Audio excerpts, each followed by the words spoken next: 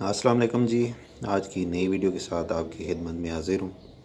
تو چلیے بنا وقت ضائع کیے چلتے ہیں آج کی نئی ویڈیو کی طرف۔ جی، کیا یہ بات درست ہے کہ نیک لوگوں پر آزمائشیں بھی زیادہ آتی ہیں؟ ہاں، یہ حقیقت بات ہے۔ سب سے زیادہ آزمائشیں ہمارے نبی علیہ السلام پر آئی صلی ہیں۔ اللہ علیہ وسلم۔ صحیح مسلم میں حدیث ہے، آپ صلی اللہ علیہ وسلم کو طائف کے موقع پہ پتھر لگے، آپ کے مبارک خون سے مبارک جوتیاں جو ہیں وہ بھر گئیں، اور غزوہ احد کے موقع پہ آپ کے 4 دانت شہید ہوئے۔ ترمذی میں اور ابن ماجہ میں ایک صحیح حدیث ہے، آپ صلی اللہ علیہ وآلہ وسلم نے فرمایا کہ اللہ تعالیٰ سب سے زیادہ تکلیف دنیا میں ان کو دیتا ہے جو اللہ تعالیٰ کو سب سے بڑھ کر محبوب ہوتے ہیں، یعنی انبیاء کرام۔ یہ آپ سے نے فرمایا کہ نبیوں پہ سب سے زیادہ تکلیف آتی ہے۔ اس کے بعد آپ نے یہ نہیں کہا صحابہ پہ آتی ہے، آپ نے کہا ان کے بعد ان پر جو اللہ کو نبیوں کے بعد سب سے بڑھ کر محبوب ہوتے ہیں۔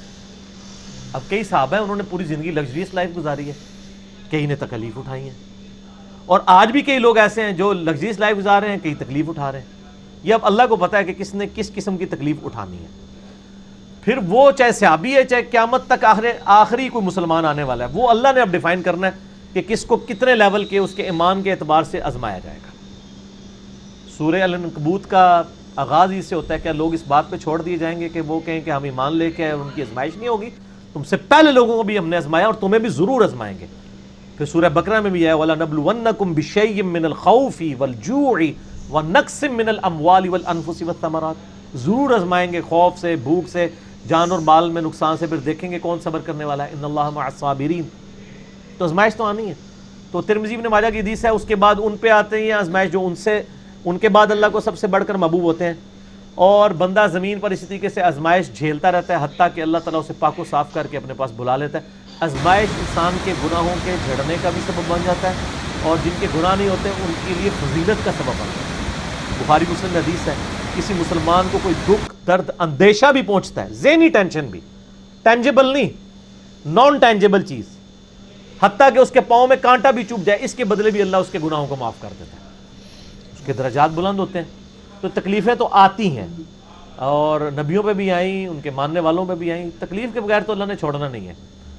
البتہ ہر بندے کا ٹیسٹ ڈیفرنٹ ہے، کسی کو اللہ تعالیٰ بے اولاد رکھ کے آزمائے گا، کسی کی جوان اولاد چھین کے آزمائے گا، کسی کی جوان اولاد کو نافرمان بنا کے آزمائے گا، کسی سے اس کی بینائی لے کے اس کو آزمائے گا، کسی کو کے گردے فیل کر کے اس کو آزما لے گا۔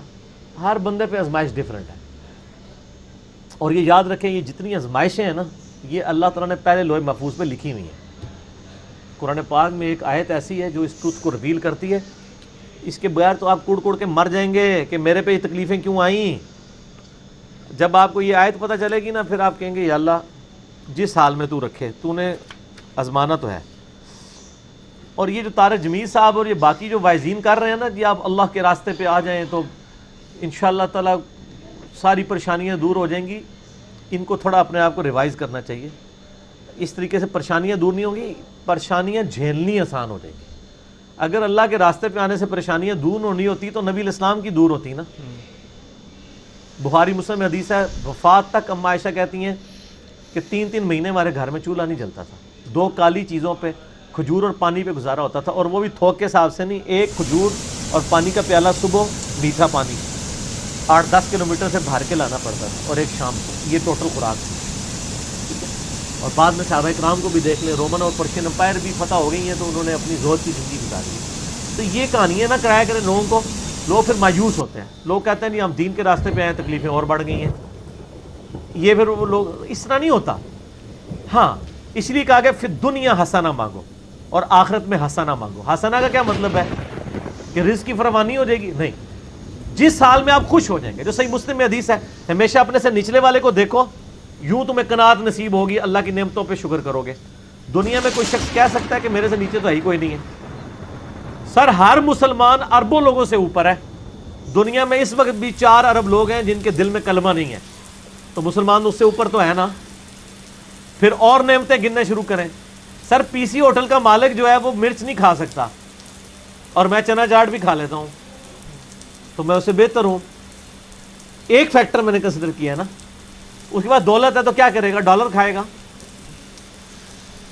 تو ہر بندے کو اللہ نے آزمائش میں ڈالا ہوا ہے. تو یہ آیت ہے سورۃ الحدید کی آیت نمبر 22 اور 23. اعوذ باللہ من الشیطان الرجیم.